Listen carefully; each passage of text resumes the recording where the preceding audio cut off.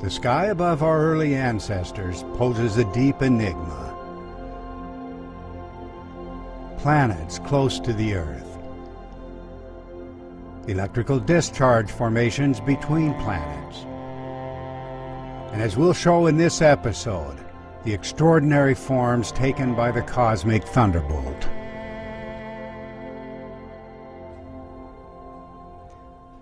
How do we deal with the glaring contradiction between things taken for granted in the sciences today and our own reconstruction of planetary formations and high-energy electrical events in the ancient sky? Throughout the 20th century, it seems that textbook astronomy staked everything on a universe driven by gravity alone. No interest in electrical phenomena. But then came the great surprises of the space age. In every direction we look, we see a tapestry of high-energy events, magnetic fields, and fine filamentary structure, all pointing to pervasive electric currents. And make no mistake about it, the magnetic universe is now acknowledged by astronomers. Only electricity can create magnetic fields. Only electricity can sustain magnetic fields in the vacuum of space.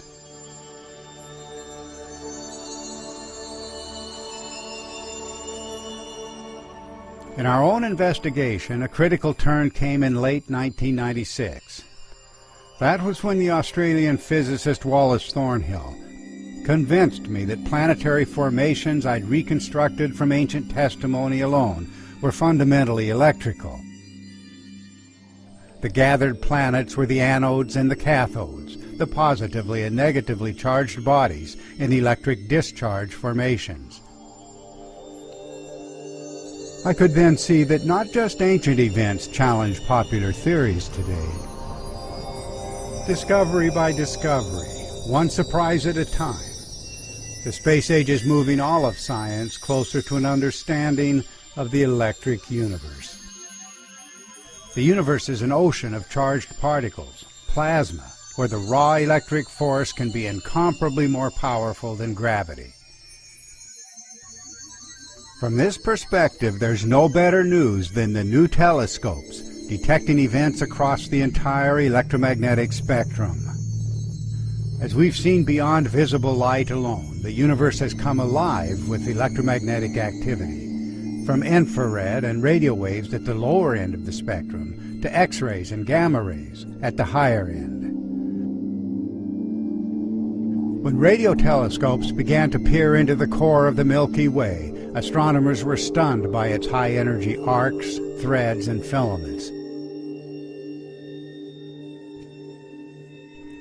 Then radio telescopes began to reveal galaxies immersed in high-energy electromagnetic activity.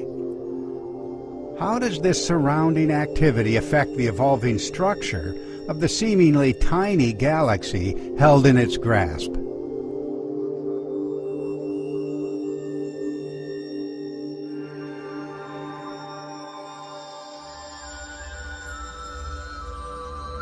In every direction we look, we see a tapestry of high-energy events, magnetic fields, and fine filamentary structure, all pointing to pervasive electric currents.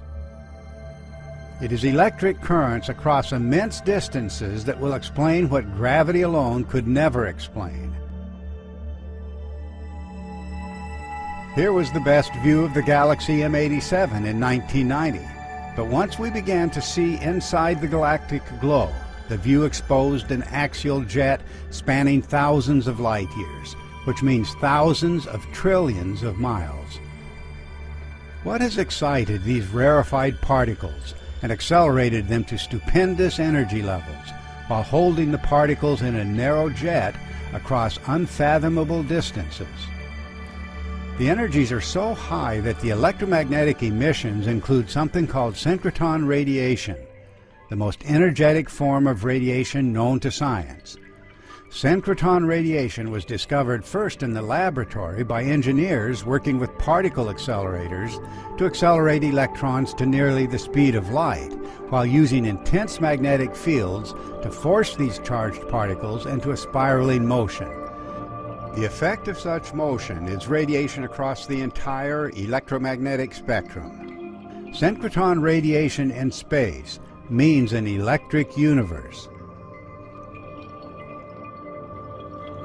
Closer to home in our own galaxy, new telescopes have exposed spectacular nebulas and stellar displays exhibiting all of the extreme energies and fine structures expected of electric discharge in space plasma.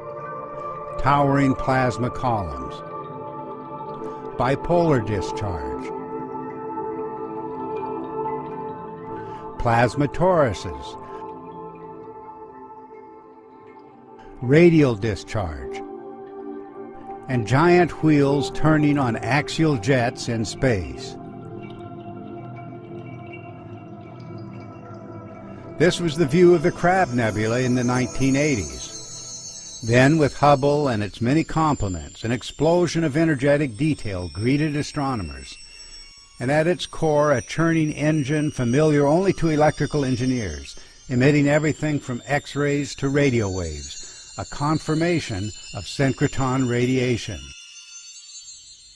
Yes, the picture of space has changed, but follow the trail of surprises. Observe how astronomers struggled with things they weren't trained to recognize.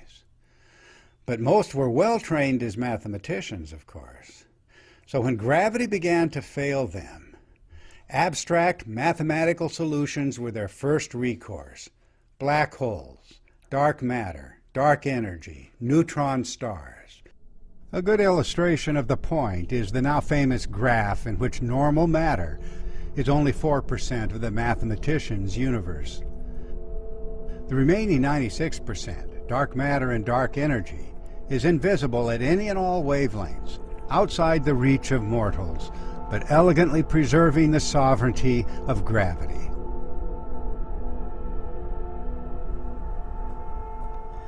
Whatever you may think of these concepts scientifically, within the culture of science, as a matter of historical record, they became cover stories for the failure of gravitational theory. It seems that astronomers paid too little attention to the pioneers in the study of electricity and charged particle behavior. Experimental work by Nikola Tesla, the first to demonstrate alternating current, changed the world. But astronomers didn't hear his warning. Today's scientists have substituted mathematics for experiments, and they wander off through equation after equation and eventually build a structure which has no relation to reality. The Norwegian experimentalist Christian Birkeland was the first to identify charged particles from the sun as the cause of the auroras. He wrote, "It seems to be a natural consequence of our points of view to assume that the whole of space is filled with electrons and flying electric ions of all kinds." And Nobel laureate Hannes Alfvén, the acknowledged father of plasma science, became a towering critic of directions in mathematical astronomy.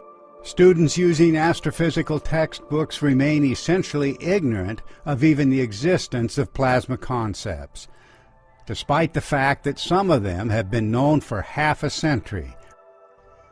Particularly noteworthy today is the work of Alfvén's close colleague, plasma scientist Anthony Peratt. It was Peratt's supercomputer simulation that showed how twin currents, now called Birkeland currents, interact to form spiral galaxies, no dark matter needed.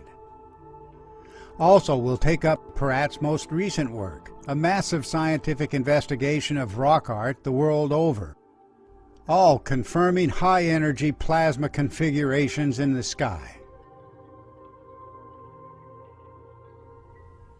Our goal is to understand celestial events once remembered around the world, and this will require an interdisciplinary approach.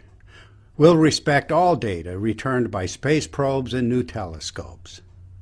We'll respect more than a century of groundbreaking research on electricity in space. And we'll respect the archetypes, the global patterns of cultural memory in ancient times. It will be the convergence of evidence that throws a new light on our own past. And amongst the best witnesses will be our planetary neighbors, Their surfaces will speak volumes for electrical events and cosmic upheaval in the not-so-distant past.